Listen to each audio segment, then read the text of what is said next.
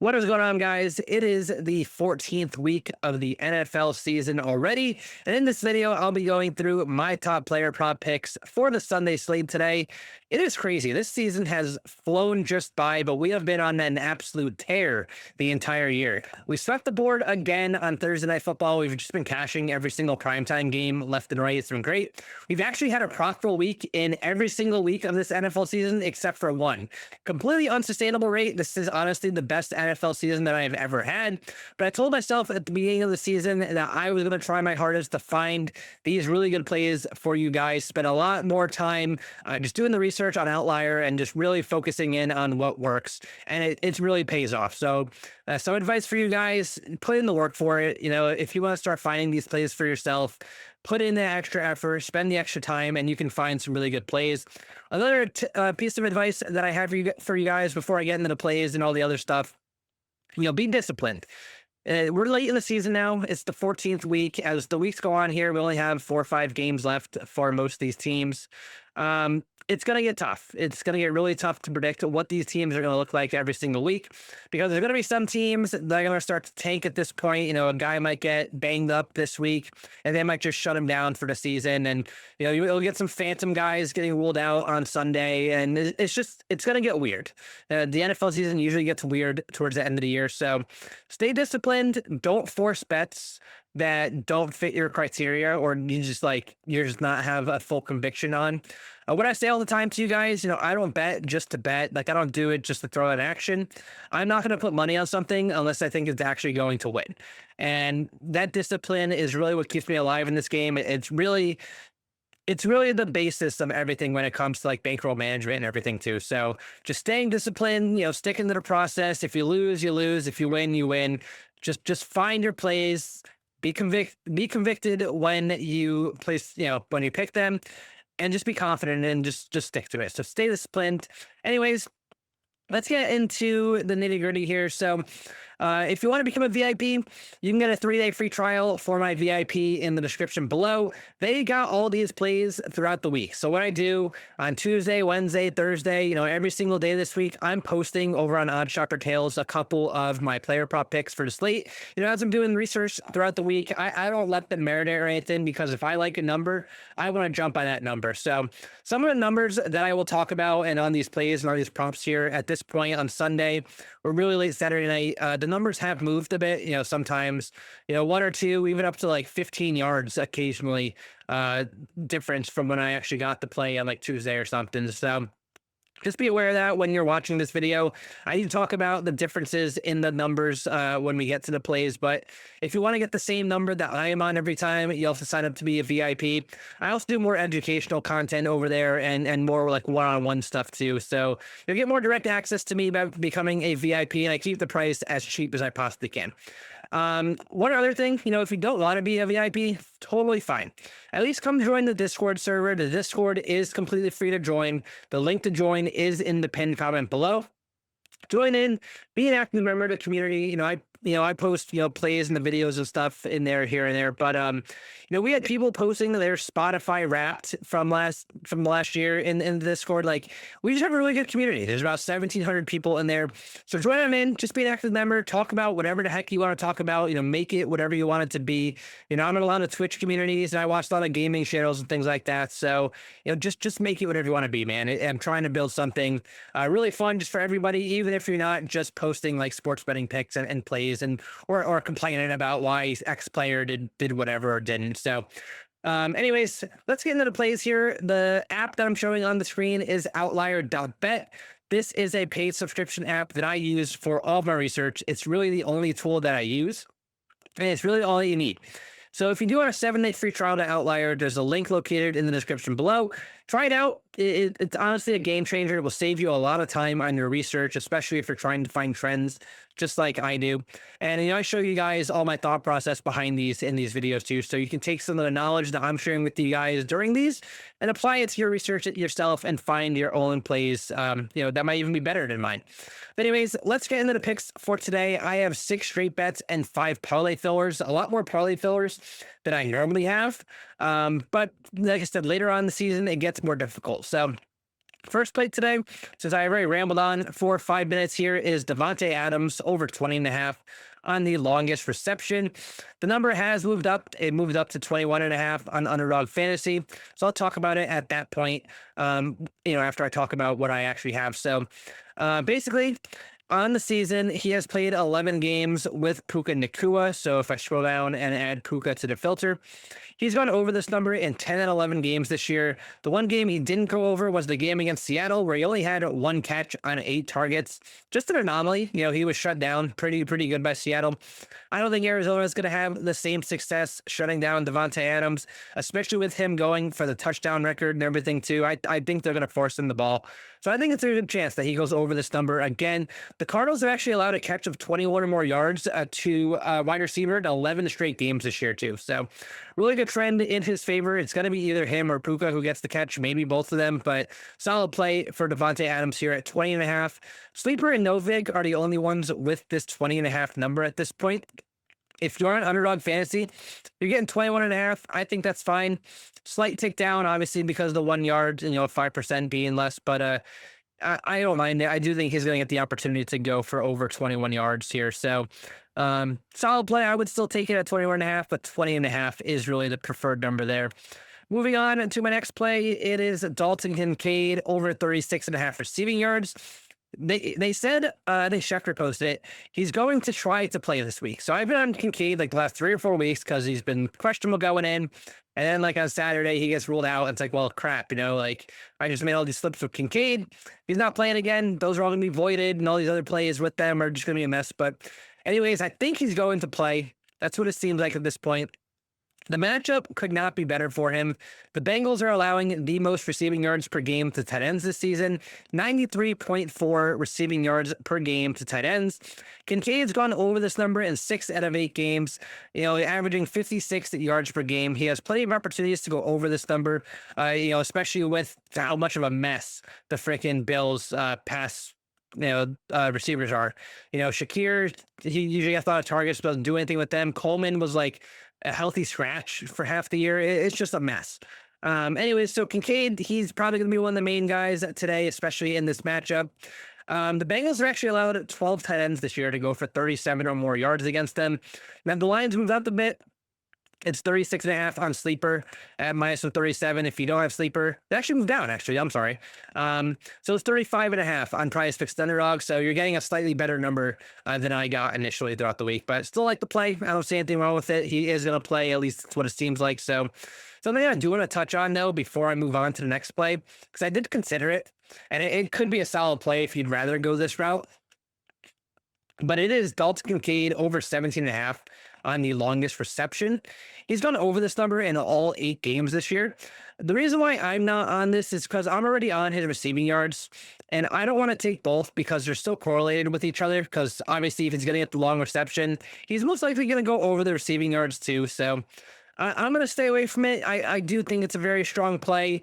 You see the Bengals have given up some really long passes to tight ends this year. Andrews 19, likely 43, Cooper 21, Henry 28, Fryermuth 19, Washington 30. Like all these guys have had a long catch against the Bengals.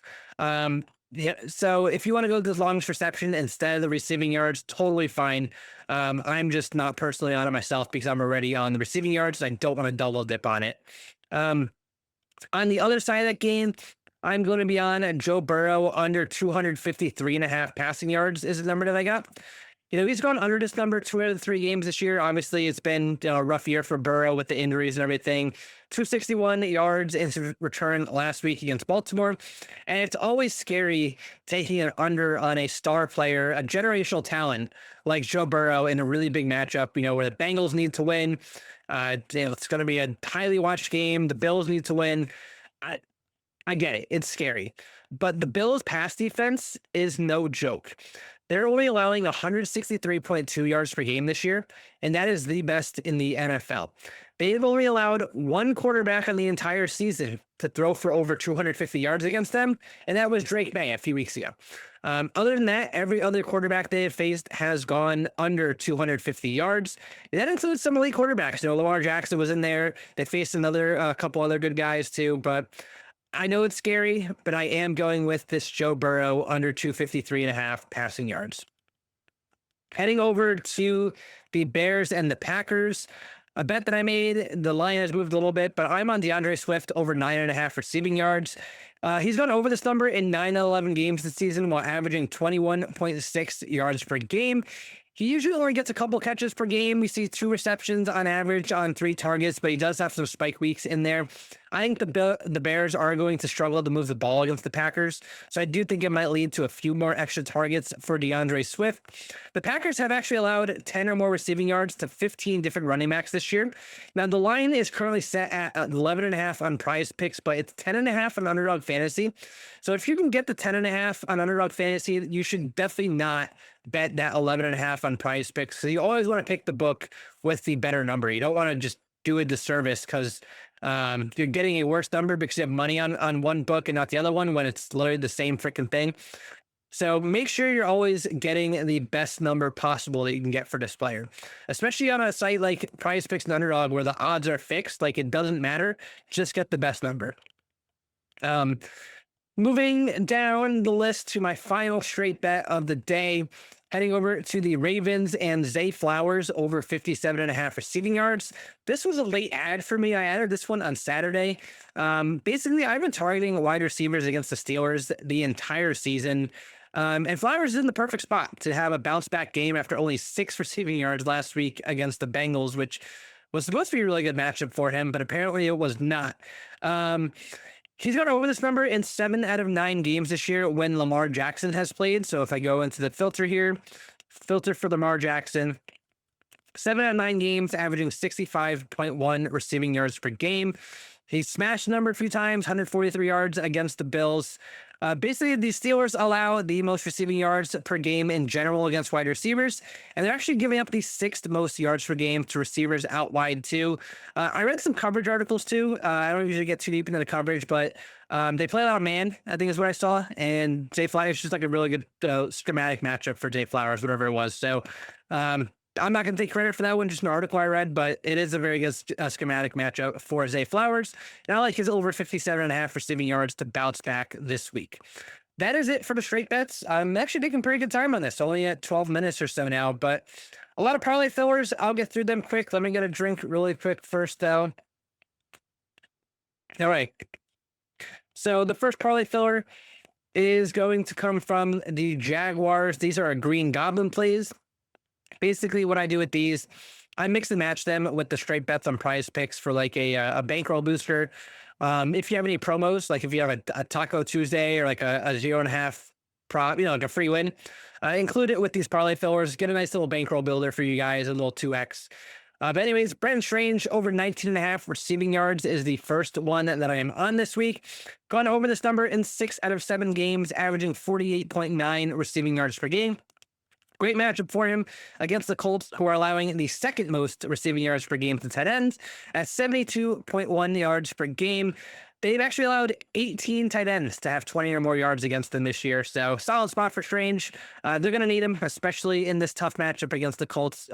They do have Brian Thomas Jr. back, and most of the receiving core is back too.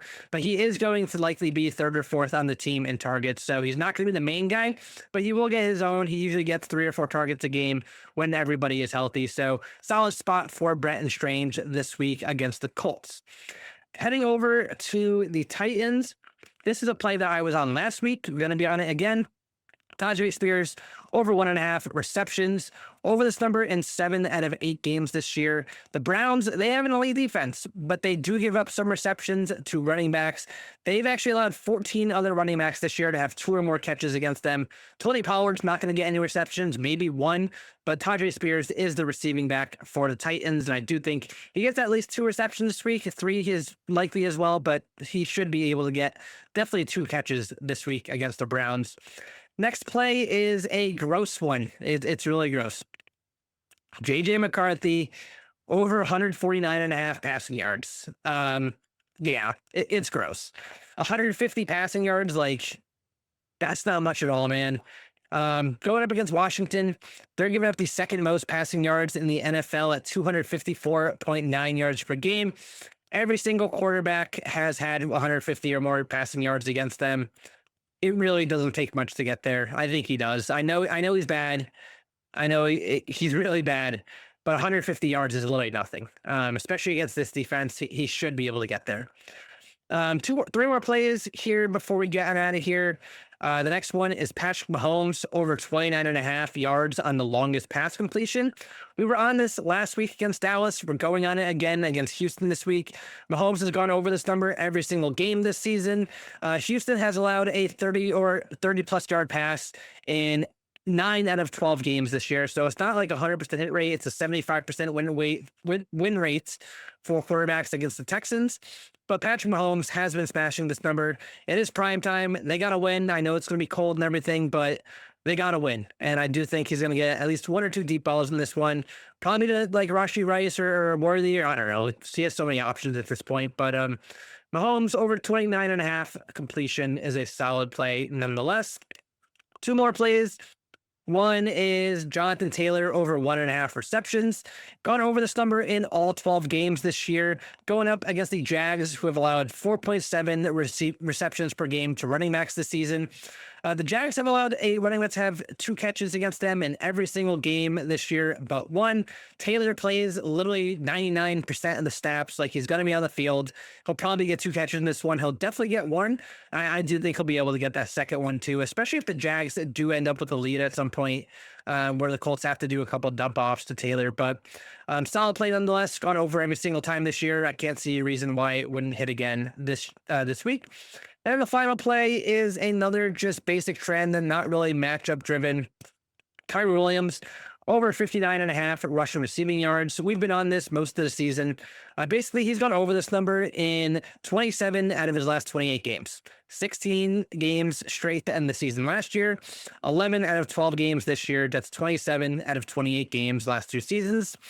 Decent matchup. It's okay against the Cardinals. You know, they might not need him to do much, especially if it turns into a blowout. But 27 out of 28 games is too big of a sample just to not take at this point. But that's going to wrap up the plays this week. It's a lot of them. You know, I know I ramble a lot in the beginning of these videos too, but there's a lot of information I try to get to you guys in a short period of time. But join Discord. If you want to have any other questions, just post them in the server.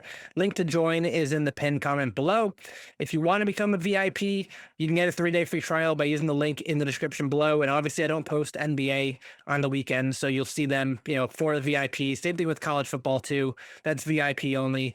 I'll have a video for NFL out for Monday Night Football on Monday.